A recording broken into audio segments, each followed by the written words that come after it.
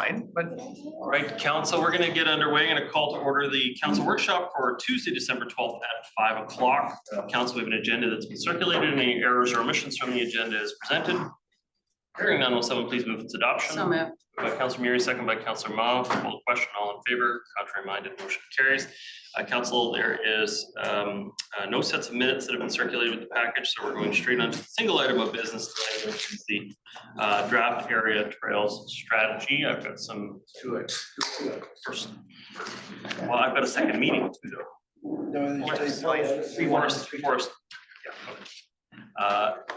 Gavin, you want to talk on the first? Just quickly, thank you, Worship. We have the Parks Department here, mainly introduce two significant issues related to the planning and management of our natural parkland system. First one, we're presenting the Natural Areas Trail Strategy, and we'll follow that with the Forest Resiliency Program for consideration and discussion by Council. These are important issues. Respond to Council's direction to prioritize the planning and maintenance of the district's forest and parkland areas. Both initiatives strongly aligned to the goals and objectives of the Parks strategic plan. Stephanie, our Director of Parks, will introduce the first topic and the second topic. Monica and Nicole here. Thank you, and good evening, Mayor and Council. So for our first topic, we will be discussing the draft Natural Areas Trail Strategy. We have with us here our Parks Planner, Nicole Faugh. She'll be presenting to you the findings of an 18-month process of consultation, research, and analysis, from which we have developed the corresponding vision, goals, guiding principles, and actions that form the basis of the draft strategy. As council is aware, our natural parkland areas are highly valued by our community for a wide range of benefits and services that support health and well-being, outdoor recreation, and environmental sustainability. Our expanse of designated natural parkland area is unique to the district, the significance and value of which is reflected both in our consultation results and through staff's corresponding recommendations and strategy. With council's endorsement, the Natural Areas Trail Strategy will provide the strategic direction from which we can improve the overall management of our natural parkland system, including providing better support for outdoor recreation needs and trends, and fostering the community's strong desire for shared stewardship. I'm going to now turn it over to Nicole to present our findings, and we look forward to your questions and discussion. Thank you. Thanks, Stephanie. Good evening, Mayor and Council. As Stephanie said, my name is Nicole Faugh, Parks Planner, and today I'll be presenting the draft Natural Areas Trail Strategy. The presentation is about 10 minutes. If I could have the slides, please. The presentation includes background, the results of engagement, and then we'll walk through the strategy and have time for discussion and questions.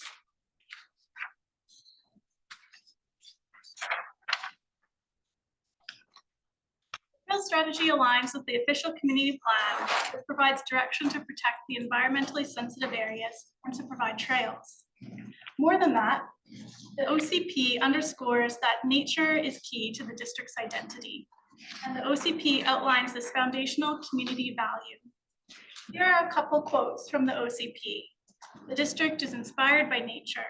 Our quality of life is directly influenced by our parks. Nature is part of the values of the community, and the parks and trails are highly valued by residents.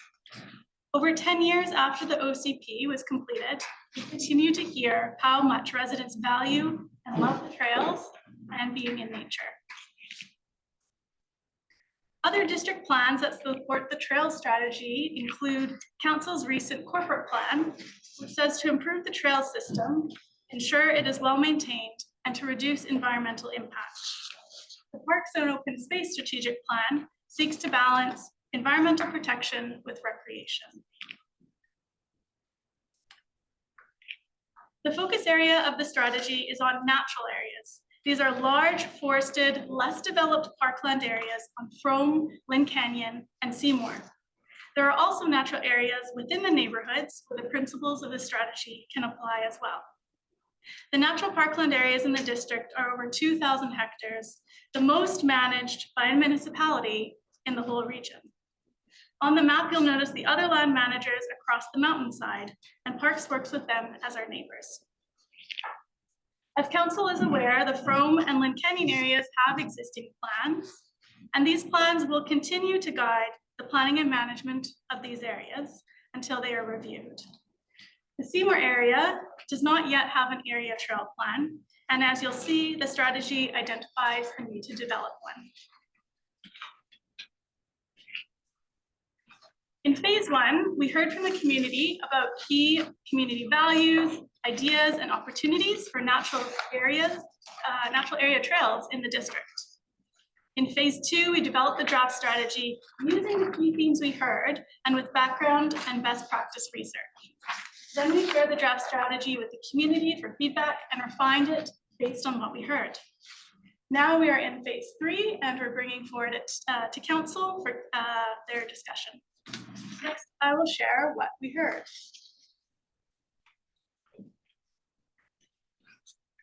In phase one, there were more than 1,900 participants, one of the most participated engagements that we've seen in the district.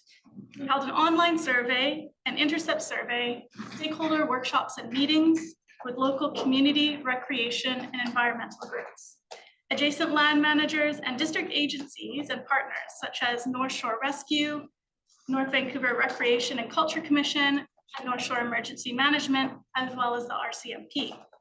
We also met with Squamish Nation and Tsleil-Waututh Nation early in the process. Some of the key highlights that we heard from 83% respondents to the online survey were from North Vancouver. And overall, we heard that trails are highly valued. Some of the key findings include over 80% of trail users do between 2 and 4 activities on the trails, with most common activities including walking, hiking, nature viewing, mountain biking, and dog walking. It shows that the majority of trail users are multi-use. For a hiker one day, may be a dog walker or a mountain biker on other days. Over 80% said trail variety, natural feel and character, ecosystem health, and trail quality are important. We heard a desire for more parking, waste bins, washrooms, and informational signage. We also heard input on dog leash optional trails, which was fairly split, with some supporting and others with concerns. For the second engagement this fall, we shared the draft strategy for feedback, and over 1,000 participated. This is a very strong number for a second round of engagement on a topic, which tells us how important this topic is for district residents. Ways we heard from residents and trail users was through an online survey, pop-up events, stakeholder workshops and meetings with Squamish Nation and Tsleil-Waututh Nation. What we heard from this round of engagement, over 90% of respondents from North Vancouver, and we heard overall support for the strategy. 91% agree with the vision statement, 89% agree with the guiding principles, and 87% agree with the 3 goals. We also work closely with the Parks and Natural Environment Advisory Committee throughout developing the strategy, from scoping the project to reviewing drafts. At their most recent meeting this November, the committee passed this motion with unanimous support for the strategy. Now we'll move into an overview of the strategy itself, which is framed around a vision that describes a desired future condition, 3 goals that define desired outcomes, and 25 actions that are the steps to take to achieve the goals. Tying it together are 6 principles that help to form the strategy and will help guide implementation. The vision statement, and I'll read it out now, is our trails in natural areas are a model of sustainable recreation management, balancing environmental protection and recreation access.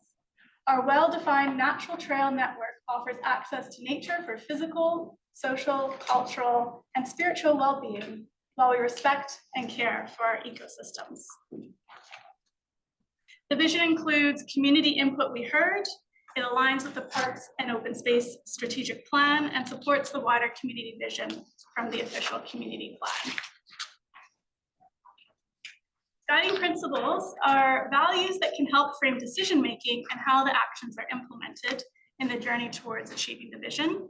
I'd like to touch on one in particular that came up that we heard in the initial engagement, shared use on the bottom left. We heard that over 80% visit for 2 to 4 different types of activities on the trails, and that trail variety was an important quality. It shows a desire that most users are looking for a trail network that accommodates various types of uses. As a guiding principle, it is described as encouraging courteous interactions in shared spaces and promoting responsible trail use by all trail users. The goals are organized around 3 themes: experiences, ecosystems, and stewardship. For experiences, this goal is about fostering enjoyable and informed experiences through planning, development, and maintenance. The goal for ecosystems is about conserving and enhancing our ecosystems and habitat through optimizing and strategically locating trails, maintaining them, and restoring the areas surrounding the trails. By providing well-located and defined trails, it can reduce off-trail impacts by directing trail visitors to where they should be going. Stewardship is key to our trails as well. The district is fortunate to have a culture of shared stewardship on trails, with thousands of volunteer hours spent on trails and natural areas by the community, including, for example, stream keepers, North Shore Mountain Bike Association, school groups, community groups. And so this goal seeks to build on that culture of shared stewardship in the community. Moving into the action plan part of the strategy, the action plan spans 10 years and includes short, medium, long-term, and ongoing actions. And for this presentation, I'll focus on the short-term actions. The short-term actions focus on the next 3 years if the strategy is approved, and these are the actions that the Parks Department would like to focus on. I'll highlight a couple right now. A significant action in the strategy is to develop an ecologically informed area trails plan for Seymour. As you'll recall on the map from the beginning of the presentation, Seymour is one of the large natural areas that currently does not have a trails plan, and having a plan will help us proactively manage and maintain the trail network for users to enjoy. The Frome and Lake Canyon plans will continue to be implemented, and those are anticipated to be reviewed in the medium and long-term stages of the plan, respectively. Dog access, on the second point there, dog access and use on trails was a very common theme that we heard about. As council is aware, the Parks Department launched the first engagement for the People, Dogs, and Parks Strategic Plan this fall. And to let you know, we did hear from over 2,500 respondents in the online survey, which is the highest response rate to a district survey that we are aware of. And we'll be looking at natural area trails as part of that plan. The other actions on here, such as trail sign guidelines, will improve trail user experience and wayfinding on the trails. Overall, the strategy will help guide daily maintenance on the trails, as well as to improve the experience, conservation of ecosystems, and expand stewardship of the trails for sustainable recreation access to our natural areas. To end my presentation, here's the recommendation from the report on the screen for your consideration. Thank you for listening, and we'll be happy to answer any questions. Thank you. Thanks very much for your presentation, Ms. Both. Just some of my own comments on it. Obviously, this is an incredibly important area for us. The identity of the district of North Vancouver is quite often defined by our relationship to our parks and our natural and greens spaces. But I think on many of these things, we have to be willing to take the time, do it right. I have a great deal of concerns about the Seymour Trails plan versus what we did on Frome and the Alpine Rec study. In those cases, we were largely the landowner and largely had the ability to control and manage and make decisions. And the reason why we didn't really engage on the Seymour side was because we are almost entirely not the landowner. And usually the trails will cross multiple private landowners as well as government agencies. which made it very complex for us to insert ourselves as the overall manager of it. Just one example, we have a proliferation of new trails occurring on the east side of Seymour that all runs out onto a privately owned road on Sunshine and Cascades. That's privately owned. They maintain it. It's private property. And yet the mountain biking community has, in the last number of years, been developing illegal unsanctioned trails in that area. And the result is there's people parking illegally throughout a privately owned area. They really don't want to have to be in such conflict with the mountain biking community, but they have every right to tow every single car that gets parked past the gate. But they would be doing it every single weekend, and they don't really want to be in that situation. But you know, that's the challenge with the east side of Seymour, is that it's not an area that's controlled by us or really within our capability to do bylaw enforcement. And so that's why it really hadn't been a focus back in the day when we started focusing on Frome. So I have some concerns about it, about that. I want to make sure that it is done right. I do see that we have to have some kind of a role in it, but by its very nature, it's going to be very different from what's been done on Frome, because we're not the landowner. And so I'd be curious what staff has to say about the complexities on Seymour and East Seymour, but easy to say a Seymour plan, but it's not actually our land. Yes, thank you, Mayor Little. You're right. It's when you look at the map, there's multiple land managers across Seymour, which the district is one. There's little pockets of district-owned land that would be the focus of a Seymour Area Trail Plan. What do we do with district managed land? And as you identified, we would have to work with our partners, the other land managers in the area. We are in conversation with them already in terms of just daily maintenance of district parkland. And so that process we would consider working, well, we would work with them to develop a plan. And there are challenges, as you identified, with privately owned roads we would have to look at. So it's true, there's more details to dive into. But in terms of an area trail plan, we know we have parkland out there that the district manages. And so this would be taking a more active approach to determine what kind of uses we want to see on that land and how we're going to manage it. Your Worship, both these issues tonight, when we looked at the work plan for Parks and Engineering last year, we really came out strong and we're resourcing the park departments to address significant parks issues on the North Shore, and this is one of them. Those issues that you mentioned, we just really believe we needed to provide a leadership role, and we will in this study. We'll probably be better resourced than the other landowners in dealing with some of the issues out on east of Seymour. But we couldn't continue with where we were with an SMBA and some of the issues that were going on. So we really felt we needed to get this trail strategy in place, really take a strong position going forward on the national park areas. Okay. I've got Councillors Miriam back. Councillor Miriam. Thank you, Mayor Little, and I concur with your comments in regards to the Seymour area. It is it's a patchwork of property owners. There's still actually a lot of spec lots that exist within Seymour, and they haven't all been sold. They still exist. So often you could be riding on a trail and going through a single family lot that was purchased in the 1950s or 1930s. So I guess my concern with this, and I was on the Parks and Natural on PNIAC this year when this was brought forward, and we had some discussion about it. I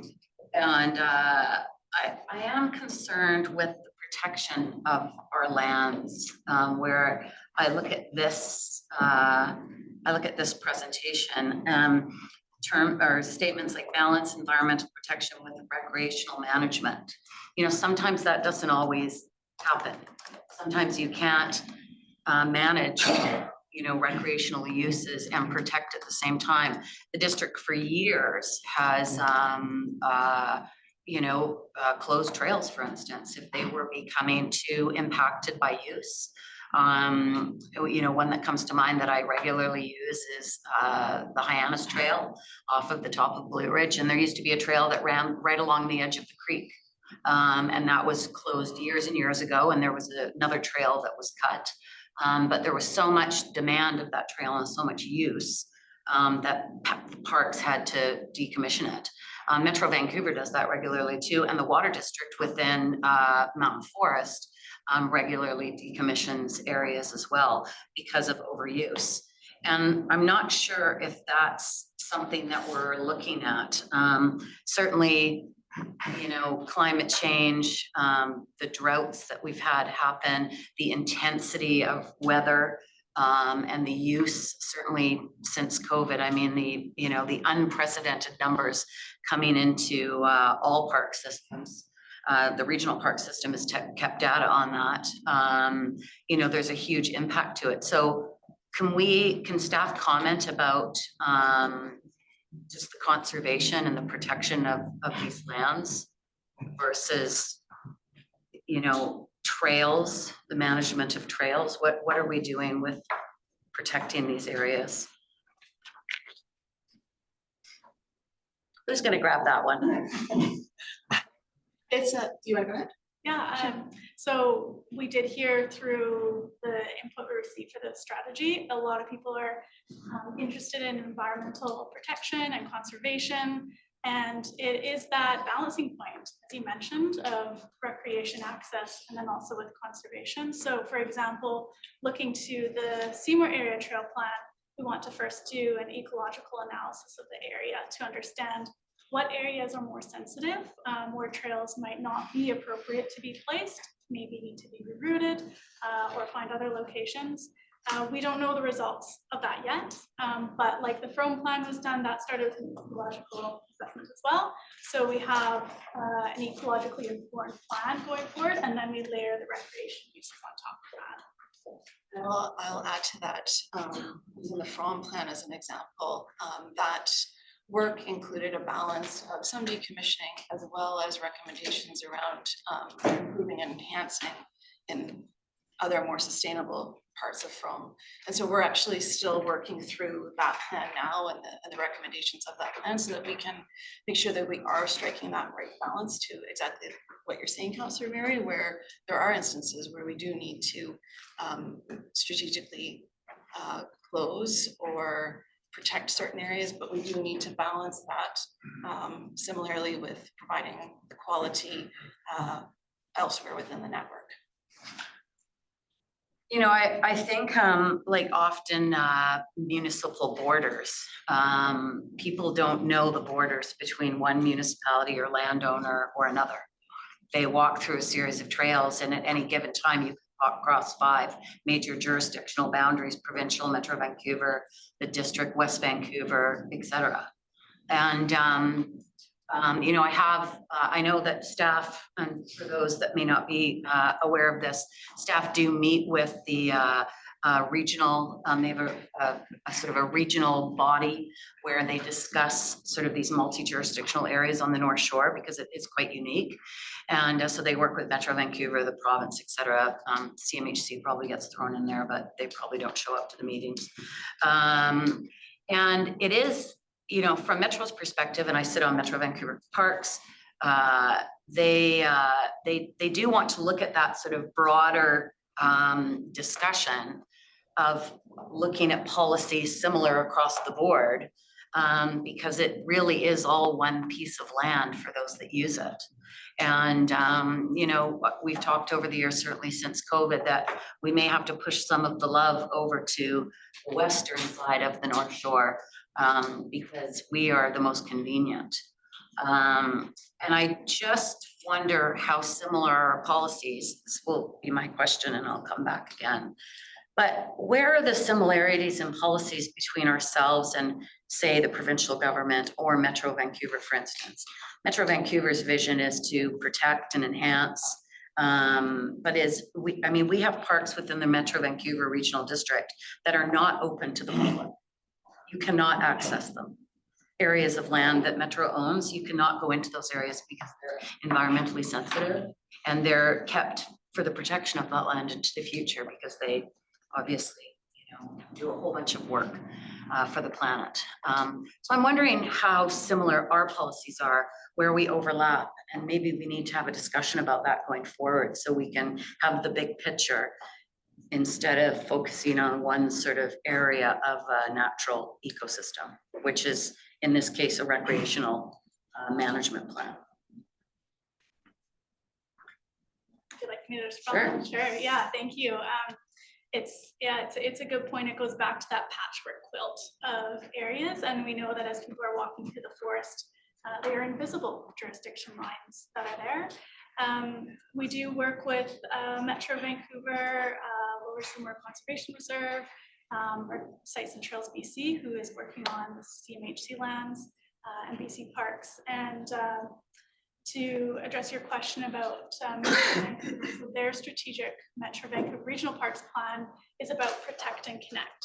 So similar themes about conservation, as well as acknowledging that connection that people find, that social connection, the connection to nature and recreation that they experience.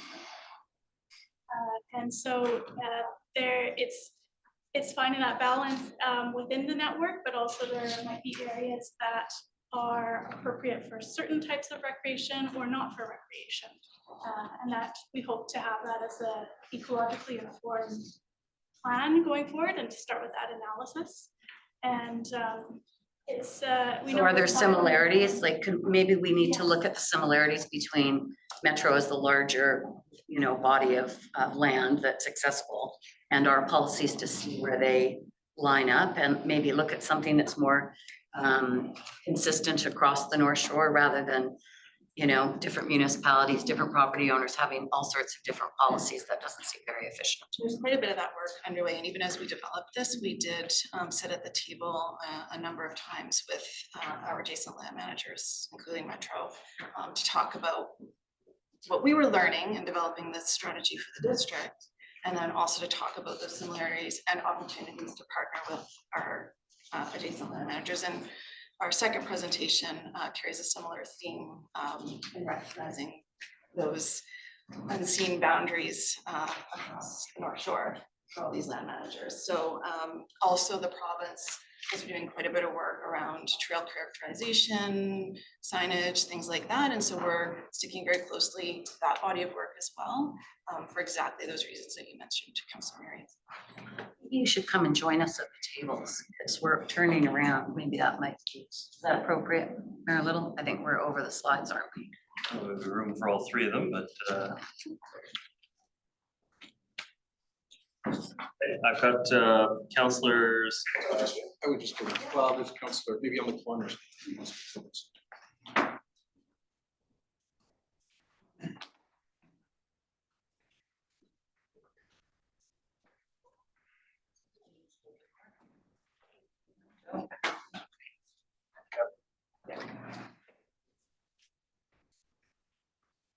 Try to invite all the virtual participants to join the panel so they can see the other people, but all 11 declined. So there you go.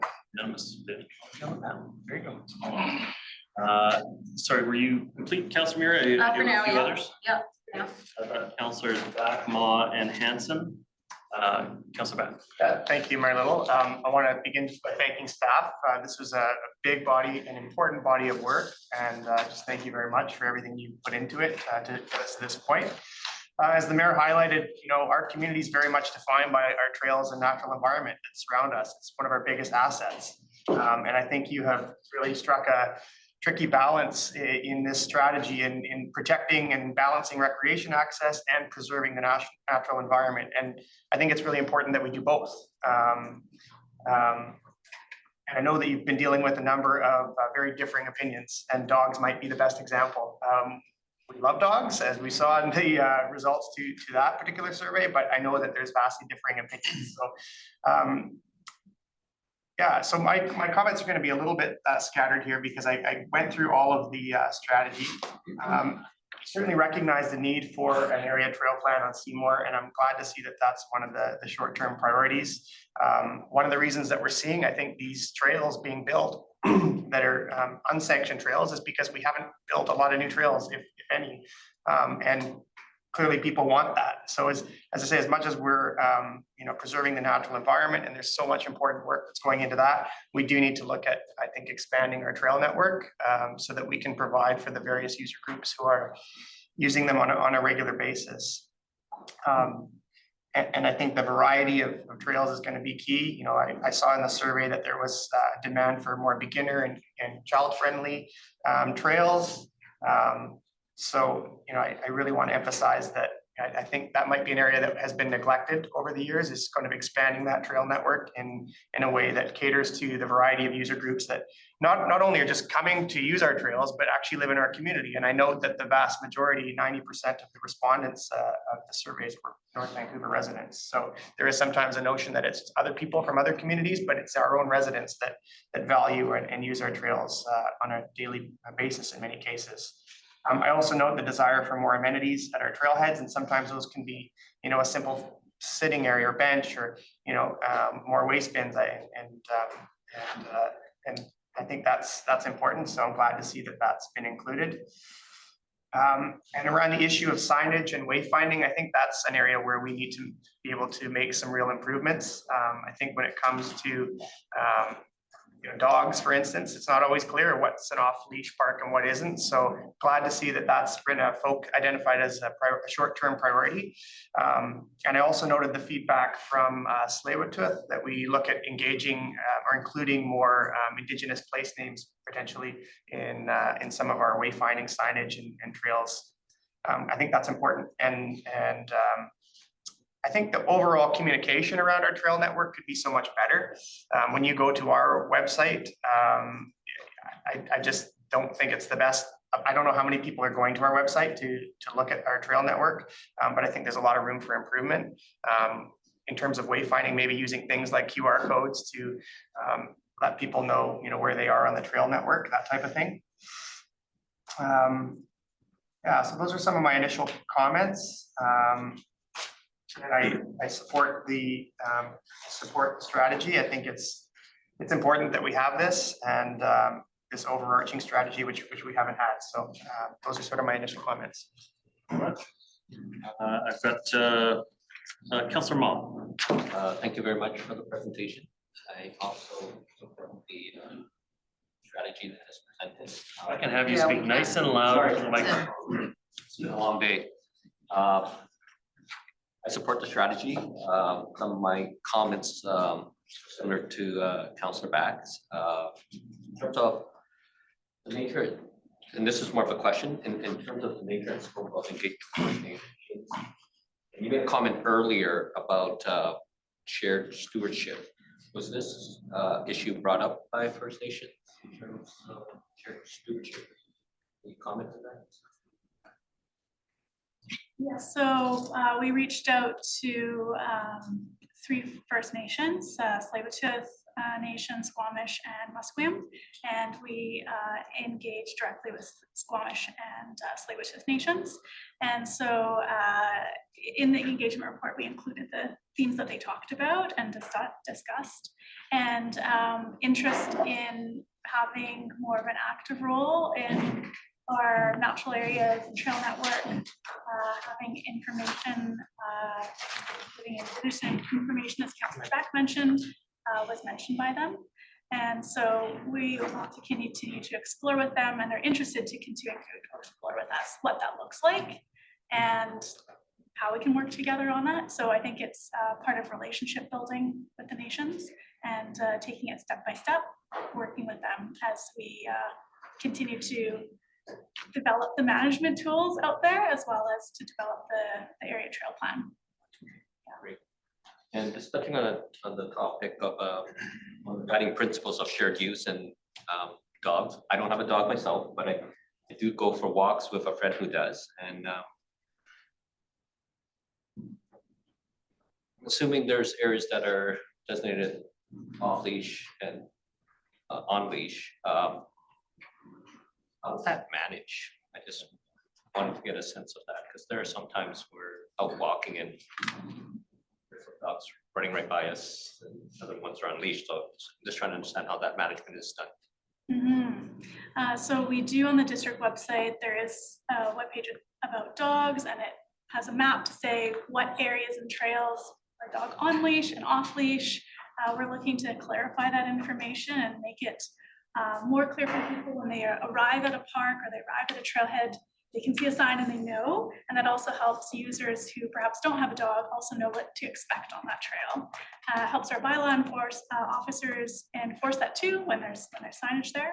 So we want to look at that as part of the People, Dogs and Parks strategic plan. We know the natural areas is a big part of that, where there's a lot of off-leash use, on-leash use, and we could do better on that clarity for what can happen on those trails, and also what etiquette is expected on those trails too. What does it mean if you have a dog off leash? We talk about dog off leash is under control. What does under control mean? So providing a bit more information, I think, can help with education, as well as for people to know what to expect, whether they have a dog or not.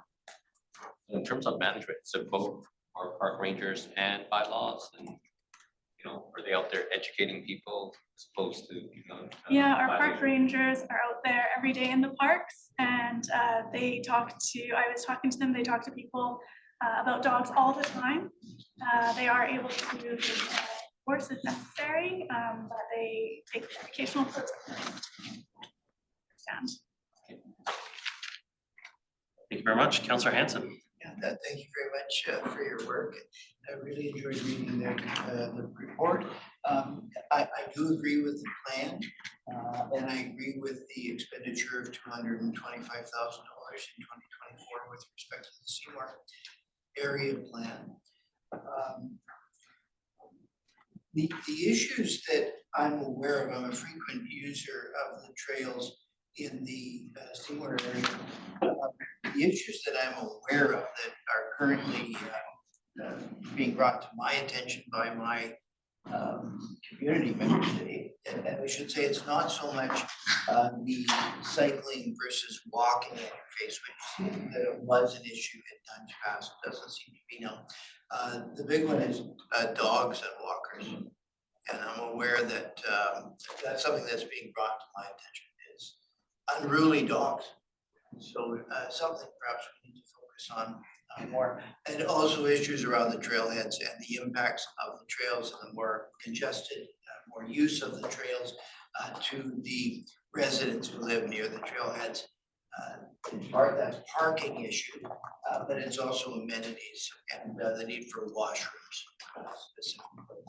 And perhaps we ought to consider as an immediate step, in some cases, putting up porta potties or temporary washrooms just to address that issue, because it's leading to lack of livability for the residents right on the trailheads. In terms of guiding principles, I agree with the guiding principles. I wanted to highlight the importance of safety.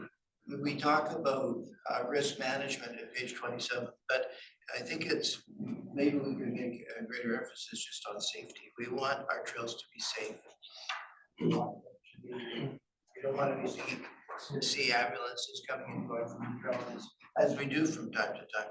So I think that should be a goal of ours, is to keep the trails safe. And I also reflected on the need for trails to be available for the children, of course, younger users, but the big theme is we're getting older. So that may be something we want to include in our thinking, is that we need easier trails for older users. It is something that has been brought to my attention. People say that they find some of the trails excessively strenuous or excessively challenging in terms of their grade and the roughness of the surface. So those are some comments that I do support the plan, and thank you for your work. And I look forward to recovering the strategy with respect to Seymour trails. I'm just going to add to my initial comments on that. I'm not saying that I'm not supportive of developing a Seymour Trails plan. I just think you have to make a distinction between the trail areas that come out onto district controlled curb space and areas and the ones that don't. And that east side of Seymour that doesn't come out to public land, it goes out to privately held land like Sunshine and Cascade. I think we should be treating that very differently than when it comes out to a public street, say up in the Woodridge neighborhood or Riverside or some other portions of Seymour, like the golf course trail systems and stuff that are around Northlands.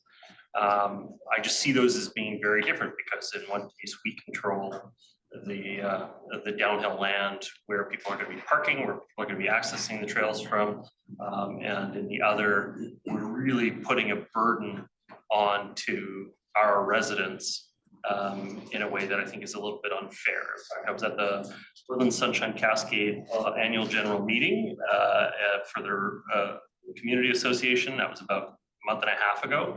That was almost the entire meeting was talking about the negative impacts of cycling coming out onto their street, coming straight out and people parking illegally on the street, walking the street, mountain bikers trying to use their road as a trail system, despite the fact that it's private property. And so it's deeply impacting them when they drive out of their neighborhood. They get sworn at, yelled at. They're in a constant state of tension. If they do tow a car, that person feels fairly justified in yelling and swearing at all of the residents that are around that area. There were even some ridiculous ones where they said because the trail maps and Google Maps don't know how to deal with some of the Indian Arm addresses that they were sending people down to Sunshine and Woodlands and Cascade, saying that from there they could somehow magically access places further up Indian Arm, which they can't. And it was just driving people to the neighborhood and frustrating them. And so the top to bottom of that annual general meeting was negative impacts with the mountain biking community and in and out around that space. I don't know that building formalized trails on the eastern side of Seymour is going to solve that, because it's still going to be coming out onto private property.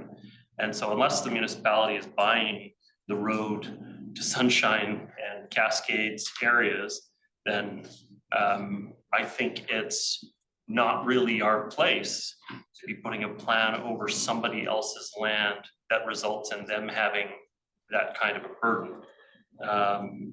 It's probably something we should sit down and have a discussion with the community association and officially the consortium that runs that road. But I do think there is a distinction that needs to be made between the east side of Seymour and the west side of Seymour. Councillor Back. Just on the question of stewardship and some of the important ecological conservation that has to happen, we rely heavily on volunteers. We couldn't do the sort of work that needs to happen on the trails without the volunteers from the North Shore Mountain Bike Association, I think being the biggest example. And I wonder if is it reasonable to think that we can attract enough volunteers to do the work that needs to be done, and if not, how we go about attracting more people to participate in stewardship activities and those who are using the trails to come out and help us with that. We through this strategy and our next presentation, that's an important theme for our whole natural parkland system. And there is actually, our experience is a strong desire by the community to be involved. And certainly, Councillor Beck, you mentioned NSMBA as one of the biggest organizers of that volunteer network, and we do rely on them and work closely with them to foster that shared stewardship. But we also have a number of other organizations that we work with, including schools are interested, World Guide groups, the Scouts. There's a strong desire to be involved, and so part of also what we're doing is building up our own capacity as a department to be able to manage and coordinate that type of work. And in our next presentation, we'll be sharing one of our recent examples of that call by the community to be involved, and just how beneficial that is to extending our own capacity. That's great. as part of the stakeholder engagement, was North Shore Rescue at all part of this? Mr. Stewart or Mr. Joyce had some additional. I was just going to add, Your Worship, that part of it, you heard Nicole mention, we have the largest natural parkland of all the municipalities. And we've been really lucky with NSMBA and the volunteers. Mr. Stewart and I talked about this a couple of years ago before Stephanie was hired. We needed to move from a reactive position into a proactive position in this arena in the national parklands. So we're trying to build some bench strength and also put money in the capital budget, not just to rely on our volunteers, but actually proactively do some of this work. The time has come. The COVID, it was just exploded on the trails on the North Shore. I, like a lot of you, are active users of those trails every day. I can get up there, and there's lots of people. And so all the comments actually resonate with me so far, especially around the docks on East to Seymour. So we're trying to take that and move it into a much more proactive with the Parks Department, manage these trails, but leverage the volunteers as well. But we are going to have a much more proactive response to the Parks Department going forward here. And while I got the floor, Your Worship, it's not just parks, but on the fire lanes you're referring to, that's also a streets issue and a transportation issue up there. So we were last summer, did some work with them, some temporary no parking areas, but it is more and more like a staging area for mountain bikers. And so that's something we're gonna have to deal with this summer and the coming summers. Sorry, the staging area is where they come out or where they go in? There's Indian River Road, then off that they have these private lanes, we call them fire lanes, that lead down to the water, and there's multiple houses that are off these fire lanes. And that area now is people go out with their mountain bikes and use that area to park and start to climb up the trails or go down. And they turn around in driveways or go all the way down the driveways. And there's a bit of a friction between the residents that live out there and the people that are using the trails. Or on the road too. They park on the road and the road's very narrow. And so to try to get down there, sometimes it's impossible. We actually had a film crew in there last year with no permit. Big trucks that have been parked on the road that were filming without any permit. Several years ago, we had a football field, size football field, clear cut. Just think about that. The size of a football field was clear cut out in Woodlands to build illegal trails. And we did catch one person, and that person, they looked at restorative justice to deal with it. But so that's, this is not a little bit of like, let's cut a little tiny trail to go around a tree. This is like major impacts to our forest. And then in that area, because it's on the side of a mountain, then you get erosion and runoff, and you get water going down into residences and neighborhoods that, have to deal with that kind of impact. So it's pretty serious things going on, and I don't know if council always hears about them. But I think council does need to know about them. I think the community needs to know about them. Councilor Back, floor is yours if you had additional comments or. So then next I've got Councilors Murray and Forbes. Councilor Murray, your comments? So I just, the action plan in the short term is, I do have concerns about the Seymour Areas Trails Plan, based on the mayor's comments and those concerns. I think there's areas that are more accessible across the North Shore that we also need to look in at as a big picture plan with our neighbors. There's obviously lots of people that live in our community that use our trails, including everybody in this room. But there's also a lot of accessible areas that are further west. West Vancouver, for instance, we take a lot of the population coming into these areas because we're just over the bridge and it's very convenient. But there's also a huge impact. And, I think we have to be looking at all of us at the table and making sure that we're all, accommodating this need, because as the density rises in municipalities such as Burnaby, for instance, they don't have yards. We're the backyard, we're their backyard. And it's easier to come to the district and generally into the Seymour, Lynn Valley to From than it is to travel further down the highway. And I think we really need to look at that because it can't all be concentrated in one place. As Councillor Back points out, the volunteerism, we're having challenges right now getting volunteers just to sit on committees. And we used to have, remind me his name, that used to do the volunteer program for the district in our Parks Department. Huh? Tyler? No, Or no. the- The old codgety guy. Come on, move to seashell. Just describe Right it. half your, oh yeah, you. No. He, Ian, I want to say Ian, but it's not Ian. Anyway, he had a very, he did the Boy Scouts trail, set of stairs. You know who I'm talking about. Well, John. Yeah, John, no, yeah, I know. Anyway, we're all losing our he minds. did the trail all the way up Indian Arm on the west Yeah, side. and he did the stairs with the Boy Scouts CMC and, trail. yeah, he did a lot of them. And he worked for the district for years. And he had a huge volunteer group. I volunteered to build a set of stairs from Carnation down to Riverside. So, you know, those are great programs, but we need to, I want to understand the baseline of our trail system now, not expanding it. Because I think the existing trail system in the district has been, there's never enough money in parks. It's been neglected for many years. And I want to know what we have to do for the existing trails that we've already got. And our partnership with NSMBA is great. Their priority though is mountain bike trails. And there's a lot of hiking and walking trails that they won't use.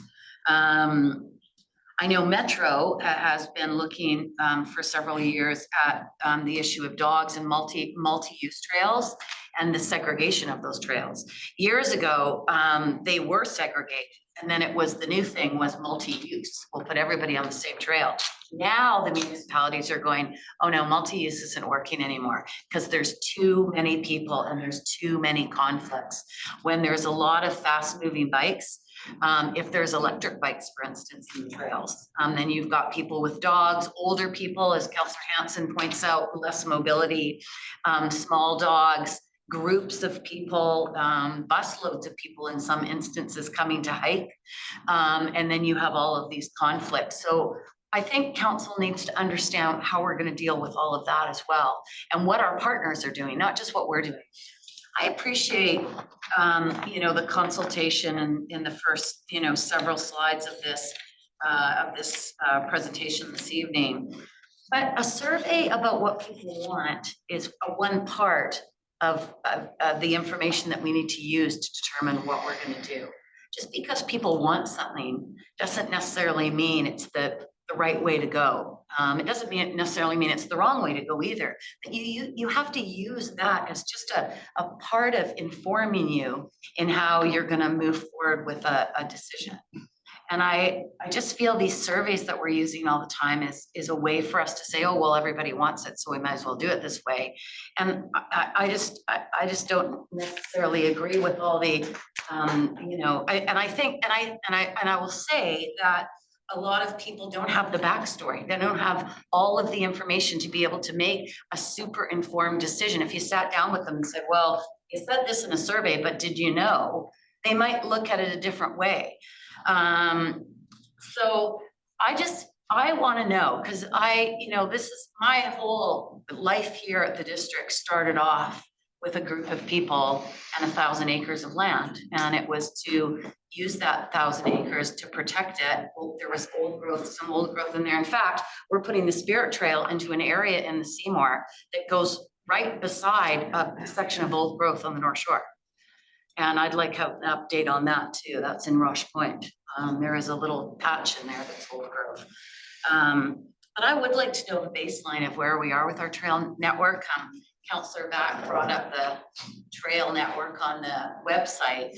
And if this is the map, boy, we need some work in the communication of our website and what the trail, I mean, it just looks like, yeah, I don't know what it looks like. It looks, I mean, look at it. It's just like a bunch of brown lines, you know. So I just think as we move forward, I don't know if we, Mr. Joyce, if we are at the place where we should be cutting more trails. I think we should be making sure that what we've got is looked after. It's maintained. It's not increasing the, you know, shush you two. It's not increasing the negative impact to the ecosystem. And, you know, I think we should also be really careful about what goes on outside of the trail. Etiquette is to stay on the trail.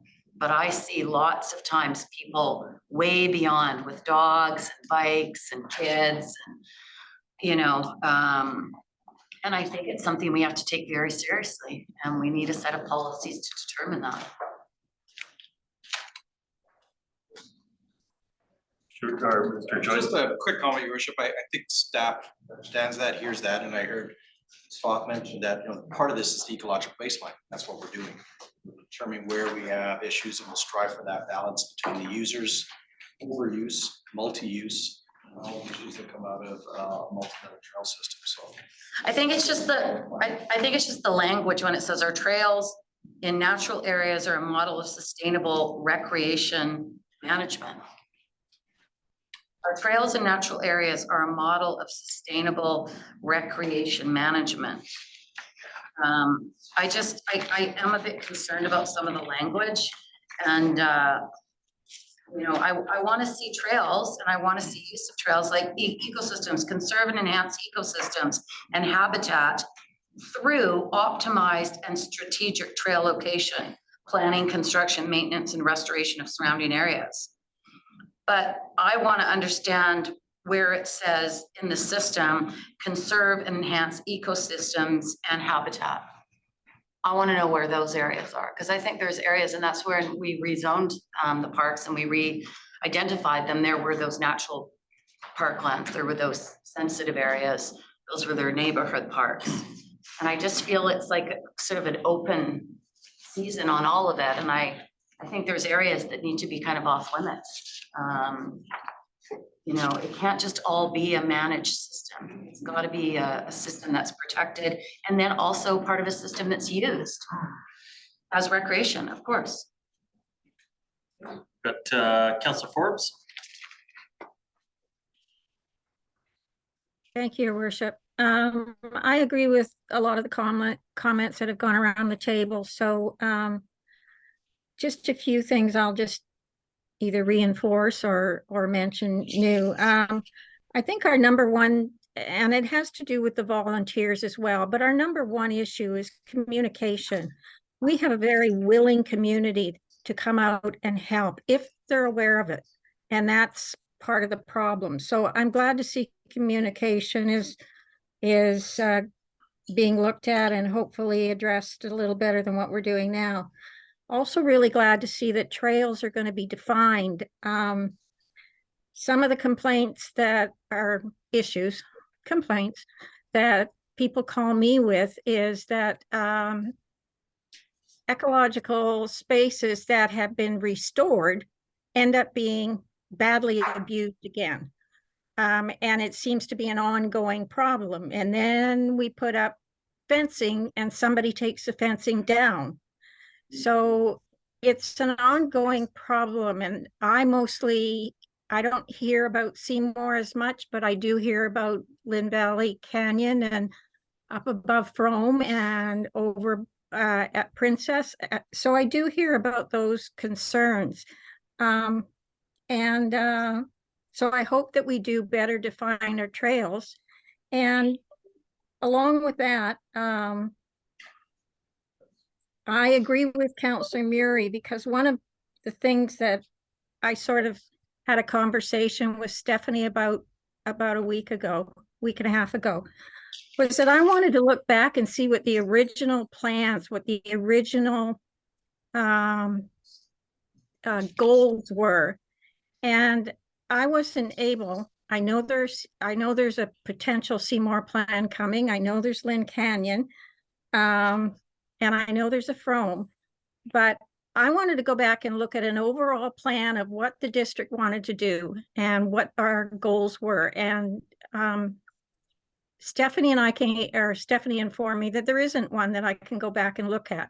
I know a lot of our plans in a lot of other areas date back to 2010, 2011, probably because of the OCP at that time, 2012, 2016. But I really want to know what the original goals and plans were, so I can see what the baseline was then, compare it with what we have now, and then compare what we want going forward. So I'd really like to find out where that information is. If I didn't say it, I meant to say I'm really glad that Seymour Plan is moving forward because that's been needed for quite a few years. I think I've kind of combined things into one. I agree with the trailhead situation. That's been an ongoing problem for many years and many complaints. So I'm glad that we'll do more signage and definition.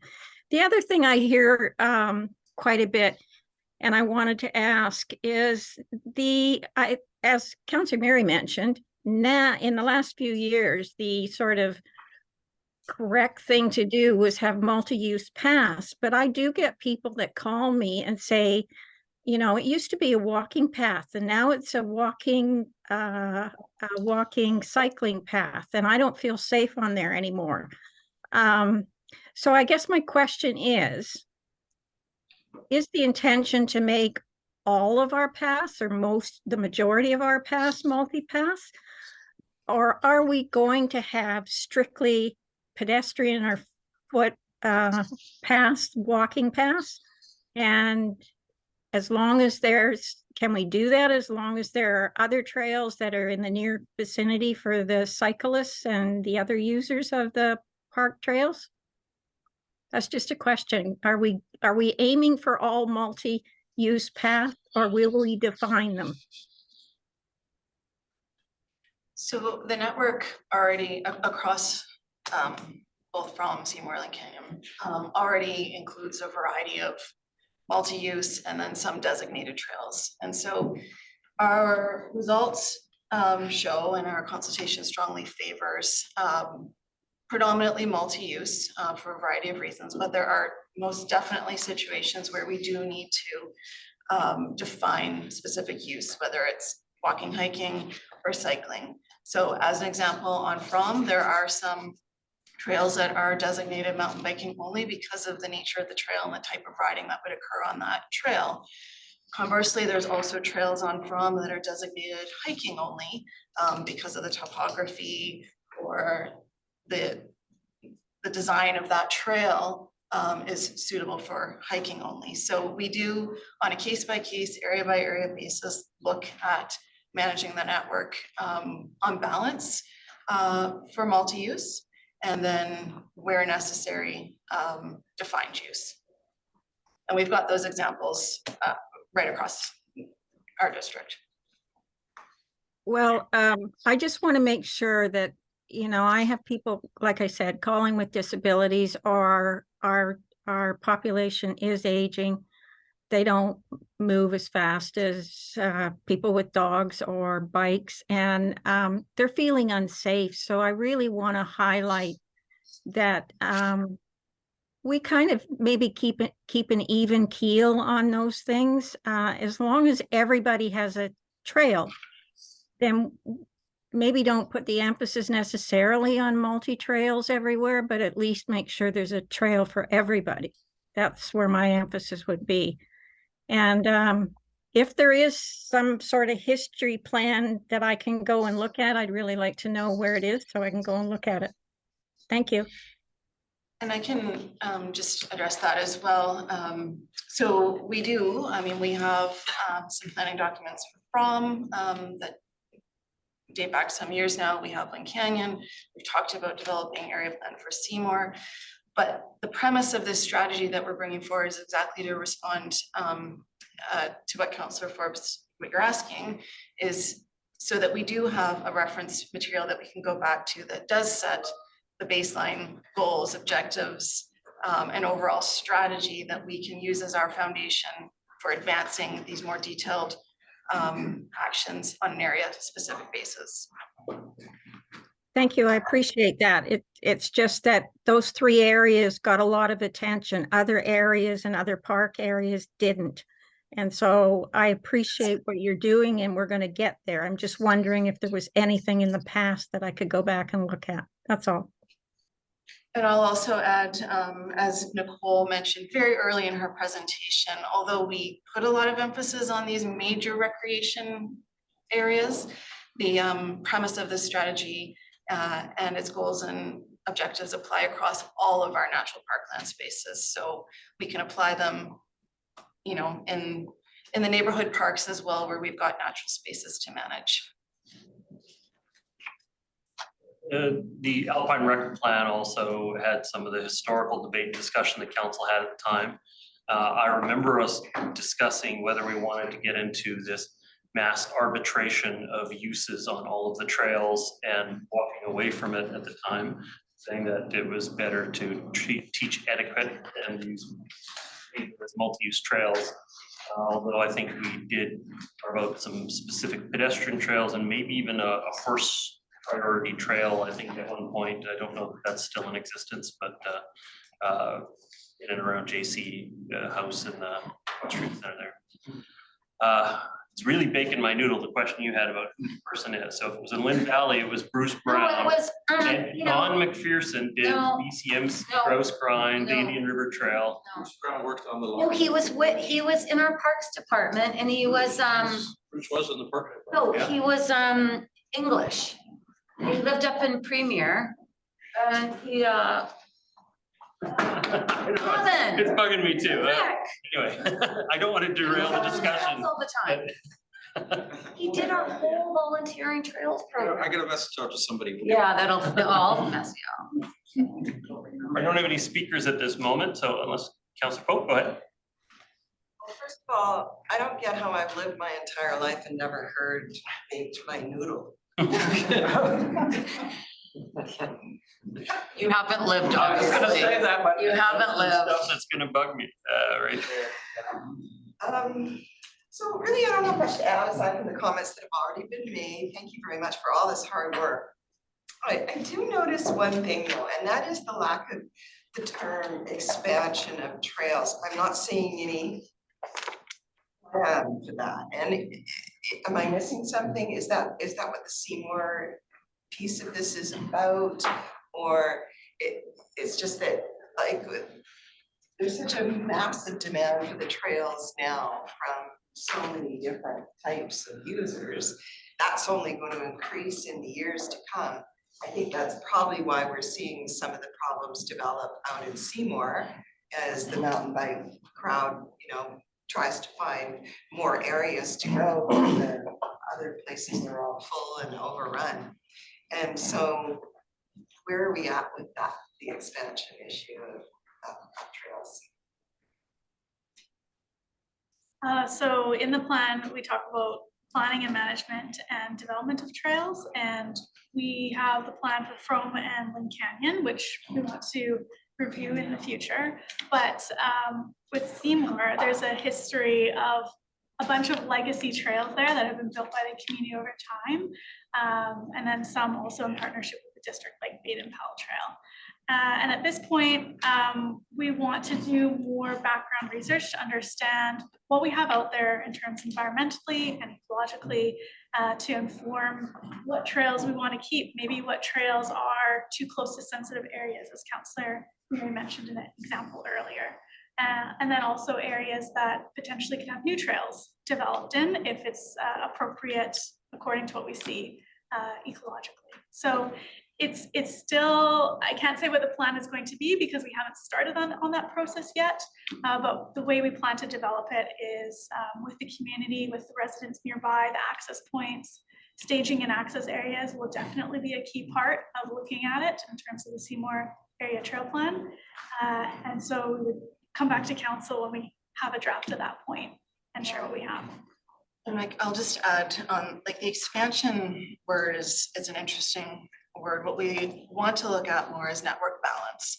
And that also includes quality of what we have. And so if we look at the work and analysis that has already been done for Frome, as an example, there's some trail planning work that was done, there's ecological analysis that was done, and we're still in the process and actually need to do some catching up on implementing that work more fully and completely.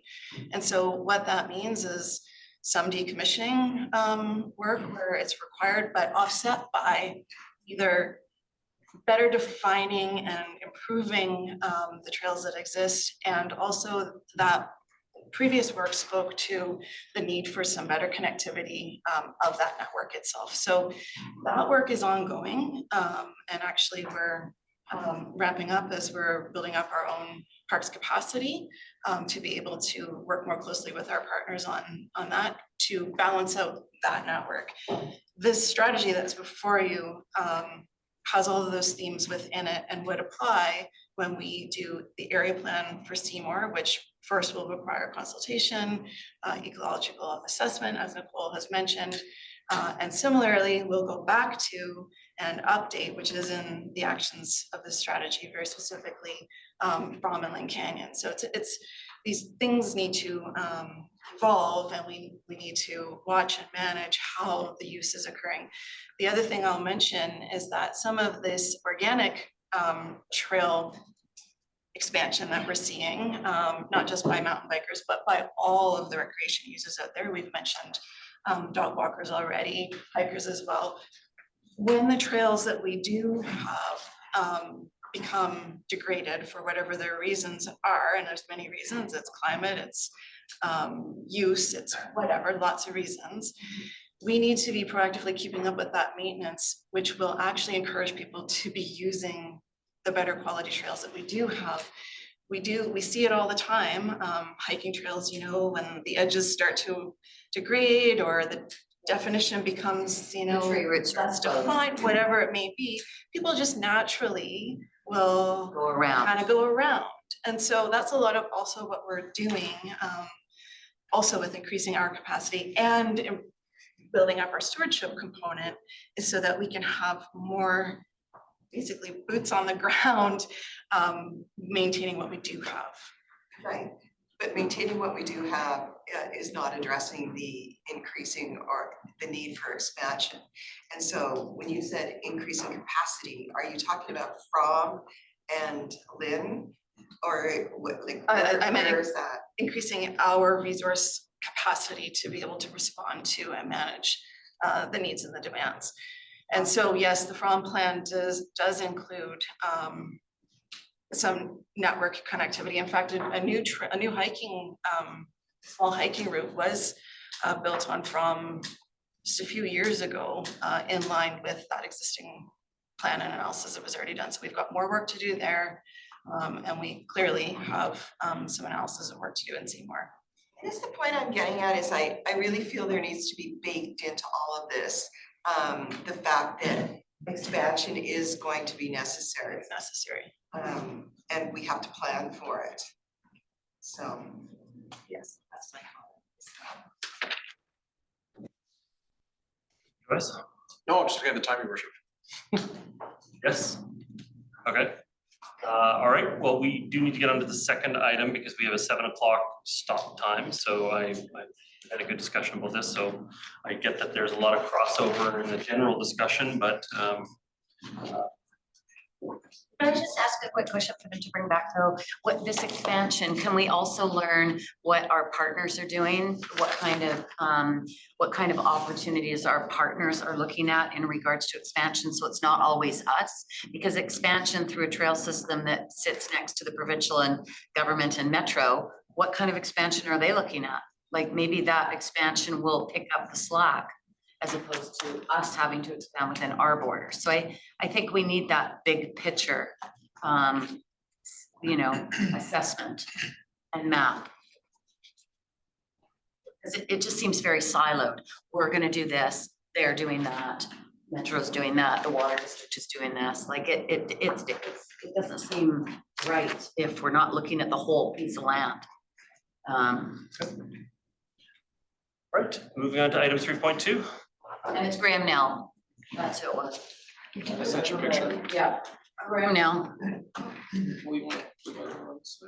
Sure. Monica can take the Just front row. checking her a little, I did have a motion as part of the report. We don't Typically do motions in council workshops, but I think staff have heard the comments of the council. And so once we have a formal plan, then the formal plan will come up through a public process to the council at a regular meeting of council. We'll have a vote on it. Direction. Thank you. Stay there, so.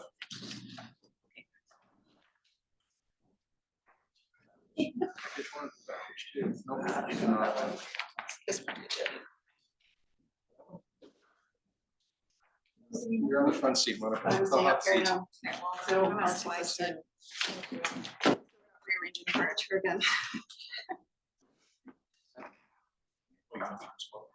I will, yeah. Okay, so, for our second topic this evening, we will be presenting staff's recommendations for a forest resiliency implementation program. As council is aware, the health of our forested areas is stressed due to a combination of naturally occurring and human-induced factors. And while we anticipate that some of these areas will regenerate naturally over time, we have many areas located adjacent to the urban interface that require a more proactive restoration approach. To this end, the proposed forest resiliency implementation program that we are presenting to you this evening recommends forest health restoration projects in priority parkland areas aimed at systematically minimizing hazards and improving overall ecosystem functionality. The proposed program builds upon the district's community wildfire protection plan and has been developed following the recommendations of external consultants and through extensive internal staff collaboration. In addition, this program also complements the natural trails area strategy that we've just discussed with overlapping goals and actions related to environmental sustainability, partnership, and community stewardship. I'm going to now turn it over to Monica Woods-Marshall, who is our section manager of urban forestry and natural areas. Monica is going to present our proposed program, along with our recommendations for prioritizing the first 5 years of implementation. Thank you. Welcome.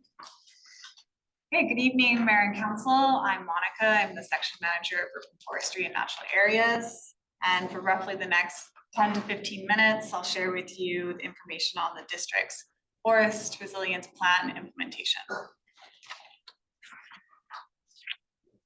So first I'll provide some background and context, then I'll explain the program's 3 objectives, which includes forest restoration projects, advancing and aligning our plans and strategies, and fostering a culture of shared stewardship and partnerships. And then there'll be some time for discussion and feedback. So the district's forests are so important.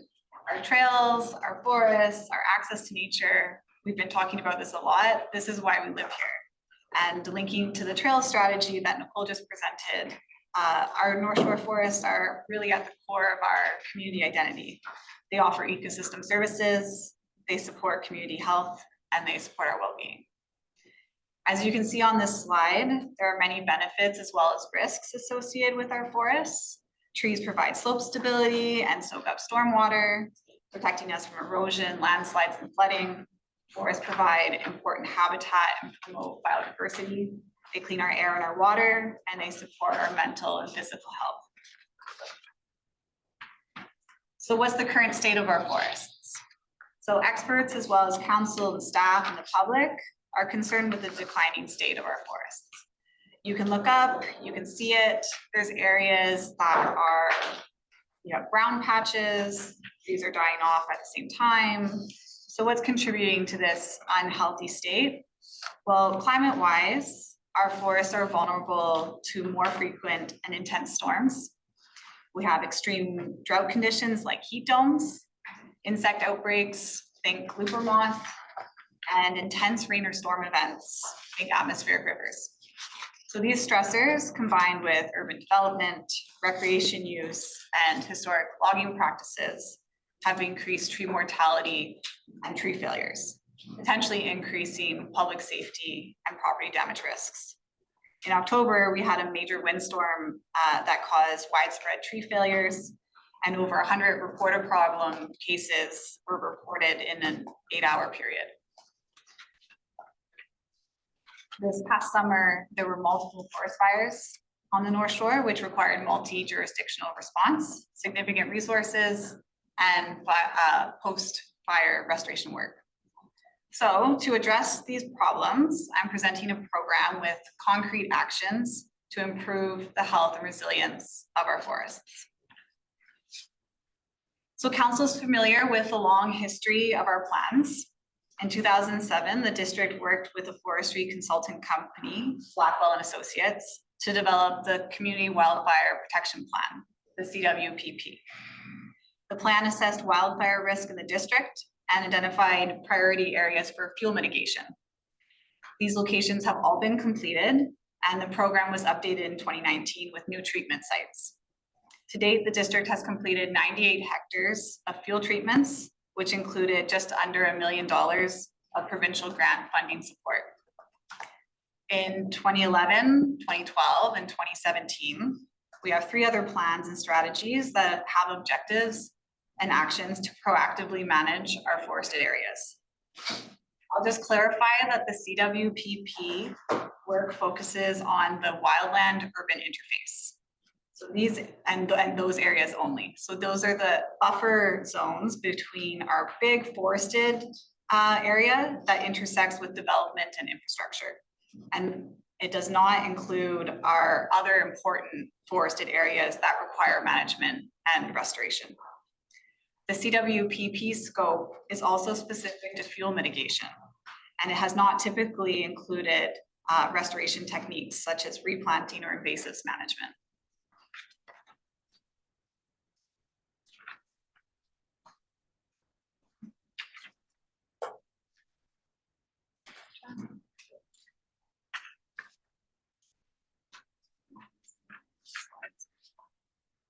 All right, so to address this gap, staff retained Blackwell to create a forest resilience plan, which was presented to council in May 2022. And in November 2022, the plan was finalized by the consultant, and it was quite ambitious. So through a collaborative process with our teams in fire and rescue services, environment and climate and biodiversity, we took the consultant's forest resilience plan and developed a practical operational program to implement. And this program is how we will execute all of these other great plans. So the rest of the presentation will walk you through this first phase of implementation, highlighting our priority projects for the next 5 years. So the Forest Resilience Implementation Program provides 3 objectives and a series of supporting actions.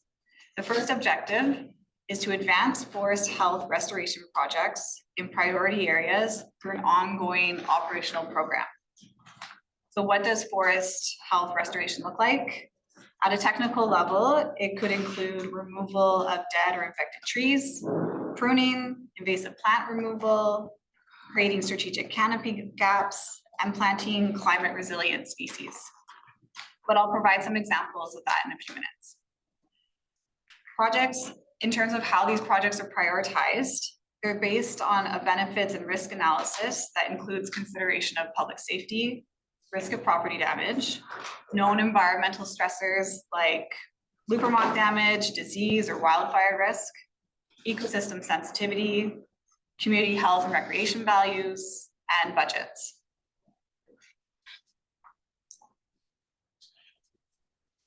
So here are the projects. The red areas are the 17 priority restoration locations that were selected based on those benefits and risks I just explained, and the recommendations in the consultant report. The green areas are completed CWPP projects, and the orange are the 10 planned CWPP projects. The remaining CWPP projects are more complex because they cross different land jurisdictions, but there's also opportunity to share resources and collaborate at these locations. The projects in red are prioritized for the first phase of implementation and will utilize existing resources, volunteer support, and additional capital and operating capacity estimated at $6.5 million over the next 5 years. Staff will report back on program progress through the financial plan update in fall 2024, and this will help inform budget allocation for the following years. This work will also be integrated into the annual asset management planning process over the next few years. The orange CWPP locations may take more than 5 years to complete and are based on grant funding support. So here is an example of a project. In early 2023, the district had an opportunity to pilot this more comprehensive scope of forest resilience work in Mountain View Park. This area was significantly impacted by looper moth, and many trees were dead and posed a risk to infrastructure and public safety. We removed approximately 55 trees and completed field treatment maintenance that was prioritized in the CWPP. And on a very rainy day, we had 22 volunteers plant 500 trees to promote the regeneration of a more resilient forest. This work was implemented in conjunction with Metro Vancouver Parks, who completed a similar project in Lynn Headwaters Regional Park. The photo on the left was taken just after the removals, and the photo on the right was taken in August, 8 months after the removals. And you can see on the photo on the right that there's some natural regeneration underway. There's shrubs, native shrubs that are poking up, and limited invasives. Strategic canopy openings like this, combined with planting species that are more resilient to drought or extreme weather, are some tools recommended to increase forest resilience, health, and structure. So even though it doesn't look pretty at the beginning, we received lots of positive feedback from the community on this work. Objective number 2 is to continue to develop and advance related plans, strategies, policies to align forest health initiatives. So staff will continue reviewing and updating existing documents, and a future overarching urban forest management plan will also be developed. I'll also mention our nature and biodiversity strategy that is currently underway, the natural areas trail strategy that was just presented, updated or new area trail plans for Frome, and Canyon, and Seymour, and a refresh of the tree work in the district policy. These are all documents that will already align with forest health principles. Lastly, objective number 3 is to enhance shared stewardship of district forests through partnerships, outreach, and education. So this objective focuses on creating a culture of shared stewardship and increasing public knowledge of the importance of healthy forests. This also includes continuing to build relationships and collaborate with other municipalities, regional and provincial governments, and First Nations governments. So how do we create shared stewardship? Princess Park is a recent example. Princess Park is a well-loved, beautiful park, but with climate change and increasing recreation demands, the forested areas have become heavily degraded. Some areas, the understory is trampled, and there's a lot of erosion. So the area was prioritized for a forest health restoration project. Part of the project included a community event where 60 volunteers planted approximately 1,000 native plants in just 2 hours. The volunteers contributed approximately 150 hours total, and with the community help, we increased staff's labor capacity tenfold to get the plants in the ground. We received so much positive feedback on this event and a strong call for more opportunities like this. Through the Forest Resilience Implementation Program, we'll have more capacity to offer events and programming like this to the public. We will enhance our capacity through the Ecology Center to deliver these types of initiatives. We'll explore and adopt a park type program to harness the enthusiasm of our volunteers. We also have stewardship groups asking us for opportunities to restore sensitive ecosystems. And with council's endorsement of this program, it will allow us to build on our operational capacity to make this happen at a larger scale. And we're really excited about those possibilities.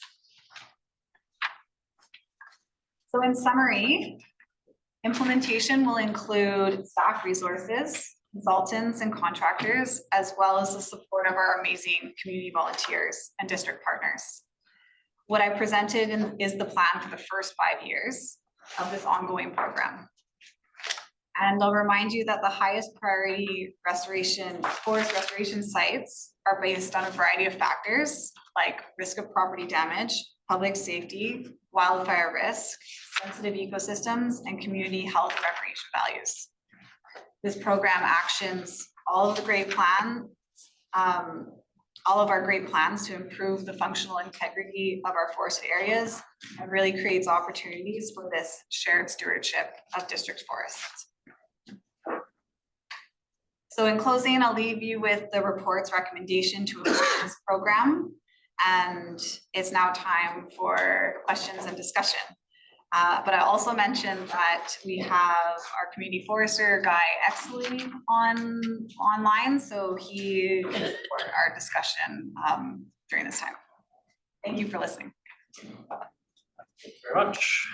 Okay, and just wanted to note on time management. So we're at 6:30 now. We have a 7 o'clock start for our next meeting.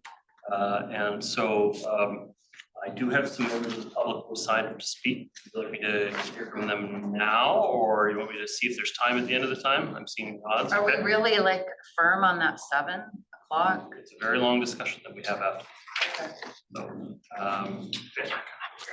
So then at this point, I know some of the signups were for either 3-1 or 3-2, but I figure if I don't get them in now, I'm not going to get them in tonight. So I've got Lane North and Walter Hagen. Lane, go ahead, 3 minutes. Sure. And if you can be nice and loud, that green box in the middle or is the microphone on the roof there. I see. Is there somewhere I can stand so it's easier for you to hear? Fine there, just as long as you are loud enough.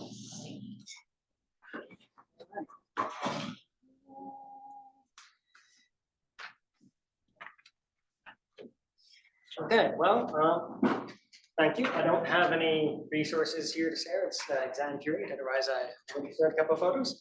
But, to start off then, I noticed Mayor Little at the beginning saying that, one of the things our community is defined for is our parks. And, and I agree. And I hear that quite frequently at my university at Catalina. We're surrounded by them. But I go there and we hear frequently about how the First Nations cater to serving alongside nature rather than working against it. But then I come home and sometimes it looks like, or what I'll argue I see, is our city sometimes doing quite the opposite. I find that a little disappointing. And to point that out, you would have seen in the photos just now, but front and center is the logging that was being done there. Not near any buildings, not near where people are every moment of the day, but just kind of out there. And that's not really what I think conservation necessarily looks like. As a member of the public, I don't really support that strategy. And yeah, like Jordan was mentioning us naming where the trail is after meeting business folks, but I'd say, well, like, why a name only? Why not look a bit more at actually keeping them alive, in the first place? And that reminds me of a conversation that I had with a professor at the university once on how long it takes for places to grow back after you cut them down. I was like, well, if I want a tree to grow to the natural size, like 80 feet, that could take most of a lifetime. He said, actually, no, like after you cut a place down, it could take centuries for it to really grow back, to get more of like an old growth status, longer than most people think. And, coming off of that, I was like, well, like if you hear about like Stanley Park as an example, right? About a quarter of the parks maybe being cut down, mostly smaller trees now, but came kind of as a bit of a shock. But that's a case where not our city, but similar practices, where we knew about some of the problems going on there for years. Not much was done about it. It was more of like, all right, looper moths, fallen branches. Well, might as well just cut them down. We're not really looking at other solutions to keep more of them kind of alive for longer. And I hear, well, this is a provincial park. We would have mostly just kind of left them alone. And that kills me. And the trees too, obviously, So the idea seems to be that, if we find a tree that's damaged even a bit, we need to cut it down. There's a tree even around my property that was told it was going to be dead pretty soon. And like 20 years later, it's fine. So I think that rather than identifying, potential problems and spending the money on that, maybe sometimes we should look a bit more at keeping what we have. Rather than cutting anything down, no matter how small the harm, like sometimes already, a tree falls across a pathway. Well, no one was there, we cut it so people can continue and we move on. Because people aren't there every moment of the day, a lot of this happens at night. And I really do think that we should do more of that, rather than, like if you live near to a park, you wake up, you find out, part of my community is being cut down. I didn't know anything about that. Like, honestly, it gives me a lot of anxiety when I hear in the morning to wake up at like 8, that there are chainsaws going around. It's like, oh, I don't know what's happening, but what's going on here in the park? And it happened like again. Ask you to wrap up, if you could, please, like. Yeah, so like at the end of the day, this isn't a subject that probably comes to the forefront of your mind that often. That's why I chose to come here to speak about it. And I know it's kind of late in the evening, so I wrote some invective into my speech to keep it people's attention. I did trim, but clear cut some of it. But I'd like people maybe give another thought at keeping the trees that are around rather than cutting them down. And there's a bit on like how that occurs on private land laws too, but since we don't have time for that, we're going to send an email out later. Thank you very much for your comments. Next speaker is Walter Hagen. Thank you very much. Longtime district resident and avid trail user and hiker, mountain biker. I worked for 25 years in environmental protection, so environmental protection is my passion, especially when it's close to home. So thank you for the opportunity to speak. Just very briefly, 2 comments about the strategy and the survey as well. I found it difficult to follow the survey and the strategy because it made no distinction between pedestrian trails and mountain biking trails. Most impact that I know is by mountain bikes, and that's because of my background in environmental protection. The strategy has a number of goals and actions, and I consider on page 28, one of the goals says that I consider is fundamentally a shortcoming is that under the ecosystem resilience goals, the proposal is that existing plans, that's referring to the Seymour and other areas, and the plans that this is referring to are the From Mountain Sustainability Trail Use and Classification Plan of 2007, as well as the Lynn Canyon Park Management Plan of 1994, and that those plans will be used, and this is what it says in the plan, to continue to guide the planning and management of these areas until they are updated. Now the proposed timeline to review the From Mountain Sustainability Trail Use and Classification Plan is in the medium term, which is, it stipulates 2026 to 2028. And the review of the Lynn Canyon Park Management Plan is proposed to be on the long term, so 2028 and 2034. Now, regarding the Mount From trails, an environmental assessment was conducted in 2015. And in it, this environmental assessment indicated that since 2008, there was evidence that the impacts on the environment and on our forests were significant due to mountain bikes. Since then, as we all know, the population has increased, especially since the pandemic. There's been an explosion of park use and the introduction of more powerful and heavier mountain bikes, e-bikes, going downhill, but going uphill. So I find, or I think that the impacts have been even greater than what the 2015 environmental assessment indicated. So we cannot plan for the future if we don't have a real good basis on what has occurred to our forest in the past and in the present. So I find that the timeline to review these plans of over 10 years and in the meantime start planning new areas in Seymour and the current areas, I think that is a shortcoming. We need to look at what the impacts have been of our current practices to be able to plan for the future practices. This also brings me to a recent decision that was made by the district staff in Princess Park. The opening of a pedestrian-only trail was open to mountain bike and horse use. And also the establishment of a brand new trail for use of mountain bikes in an area that's heavily degraded. I think there was very little input, if any, of the public for any decisions on moving forward.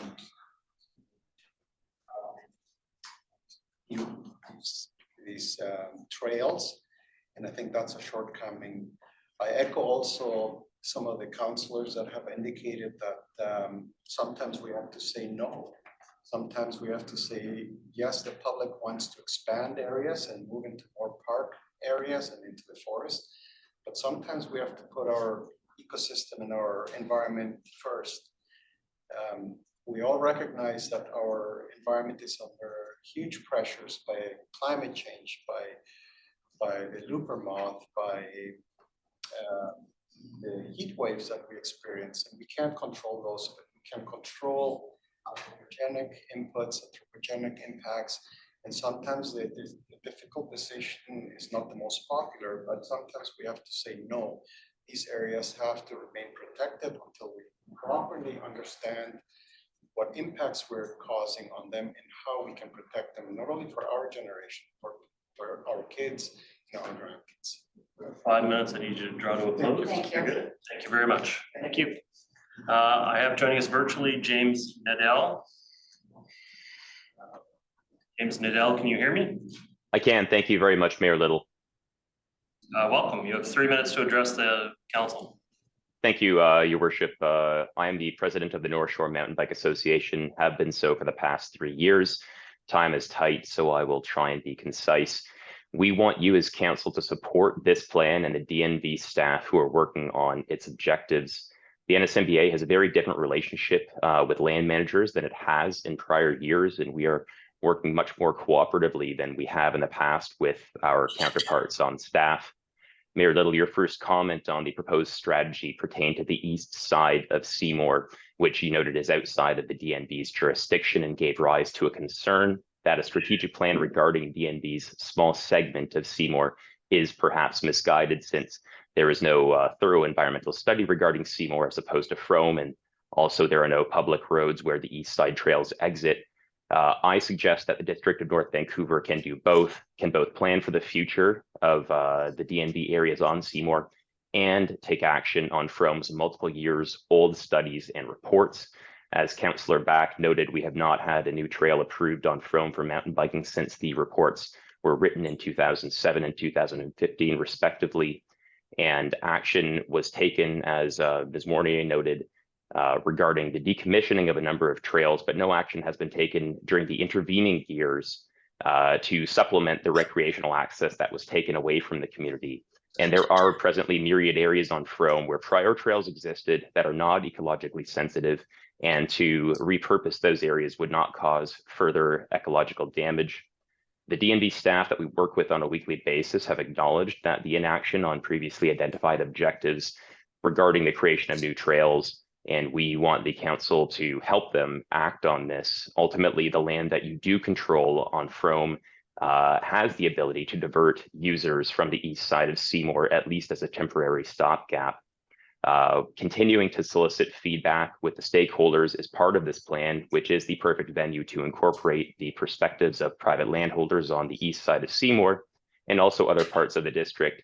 And perhaps some of those trails that are built on the east side could be appropriate to incorporate into an expanded network by diverting people with a new trail off of the private road that would benefit the private landholders as well as the mountain bike community. And we have a funding agreement on Frome that I suggest to you provides exceptional value for the community. We presently have no separate funds for the work that we already do on Seymour as an association. And we think that the work of our staff and volunteers should be built into future budgets to expand our work and increase the volunteer support that we encourage from the community on both mountains instead of just the one. And finally, most of the trails that we work on are presently multi-use trails. And so the maintenance that we do supports the dog walkers, the locals. It supports the people who travel to the North Shore to use the trails for whatever athletic or spiritual or recreational pursuit that they choose. And we have very few anecdotal reports of conflicts in these recent years regarding different trail users. And so the surveys and the studies that the District of North Vancouver and other land managers have done are what should be informing the choices, not simply the feedback of one or two particular community members to their specific counselor. It's the gross amount of the information that we've received from the community that should be used to guide your future discussions. Subject to any questions, those are my submissions to you. Thank you very much. Okay, and we also have Guy Exley on the line. I don't know, Guy, you're obviously the forester who's involved very directly. Do you have any additional comments to add to the staff presentation? You are muted. Yes, good evening, Mayor and Council. Yes, thank you very much for letting me respond. Yes, obviously dealing with the forest is a very complex issue, especially on the North Shore here. And it's very, obviously, any works we do now, we have to think of the generations down the road. It's a multi-generational type of management as well, which makes things fairly difficult. These obviously a lot of this work we've already done, Mountain View, for example, that was reacting to the Lupa damage, and also that particular part of the forest is also an even-aged, hemlock-dominated, mistletoe-infected forest there. So it's always going to be tricky to do anything in that forest without tree removal. And the idea is obviously we try and get back into these secondary forest areas, which have been previously cleared, to try and get the better age structure, to promote the biodiversity by increasing the understory development. And obviously where we need to, as in this case, we've done assisted replanting to assist the regeneration, which is already happening, because it almost exploded in this summer. I think I was very surprised to see how much actually grew straight on. And obviously we're balancing the issues with the risks the trees have to trail users, to nearby residents, etc. But certainly a lot of this strategy will be not seeking to log anything. It's simply to try and build resilience, where we're sort of moving towards an old growth type of forest where we get all the components, and then it becomes resilient to many of the risks the forests are obviously vulnerable in the first place, and obviously protect the lower communities from. Certainly, I have no plans to go into any old growth forests we know about, because those are sort of type of forests which we do want to sort of move to anyway. So we'd only do any work in there if it was needed to protect that old growth forest into the future. Thank you. Great, thank you very much. We're obviously a little bit tight for time, but I wonder if we can just go around the horn with some quick comments on where we're at. So just my own on the matter. I still think, obviously, I think that we have to have a wildfire fuel management program in the interface areas, which sometimes does include tree and fuel removal in those spaces. I want our community to be working towards becoming a fire smart community. I know what that's going to mean in that interface space. If you go from the middle of Lynn Valley up to the top of Lynn Valley Road, you cross 11 paved streets. And if you go from the top of Lynn Valley Road to the North Pole, you only cross 6 streets. 944,000 square kilometers of wilderness space. All that just to say that the area in the subalpine between the recreational areas and our communities, I'm okay with it being used for recreational purposes, because there's 940,000 square kilometers of space behind it, which we can make sure there's a much, there's more of a focus on protection, retention, and those issues. So I'm okay with this using these areas as recreational spaces. But there's obviously gems hidden among them. We've got places like I've got Lyle here, you know, Mountain View Park and spaces that we need to be able to say no. We need to be able to step back and create space around them. You know, I know that the damage that we received from the looper moth, the ingress of hemlock into our forests rather than the more natural cedars and Douglas that we should be having in the North Shore. I have no idea how we could possibly fund the shift from removing the hemlock back out of our forests and moving back towards our indigenous species in those areas. The costs are phenomenal to be able to do that. I think the BA Blackwell identified we have about 7 million trees on the North Shore forests, and the looper moth did a number on it, and particularly in the Cap Court. And so the issues just seem to be so massive. They seem to be province of BC issues. And so I also worry about us moving into spaces where I believe we should be keeping a pressure on the provincial government to be managing many of those lands and forests. And since ultimately at the end of the day, when there is a fire response, it's the province of BC that's going to be paying for much of the response in the areas 10 to 15 minutes away from sort of the more urbanized space. So I'm worried about us taking on stuff that's historically responsibility. I have no idea how we can possibly fund the total extent of the damage to our forests and reducing the risk to our forests. But I do believe that we have a responsibility to manage those intermixed spaces, and I want to be working towards us being a fire smart community.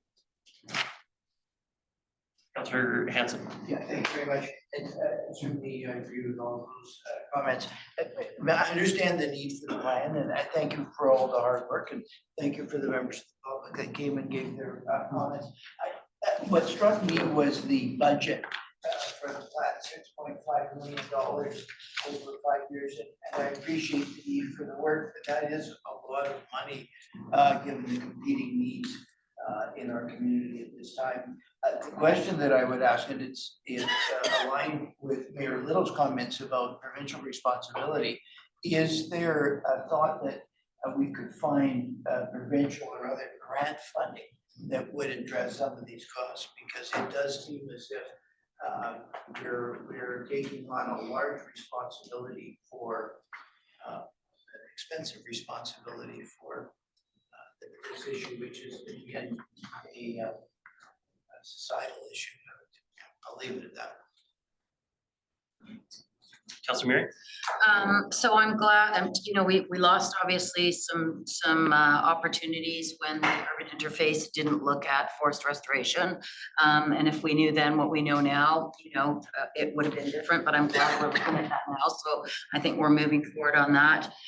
You know, I agree with, you know, Mayor Little. I mean, this sort of urban connection of the forest to, you know, residences is what we should be using. But if you don't look after that, then you push further and further into the backcountry if you're not going to maintain it and look after it and protect it.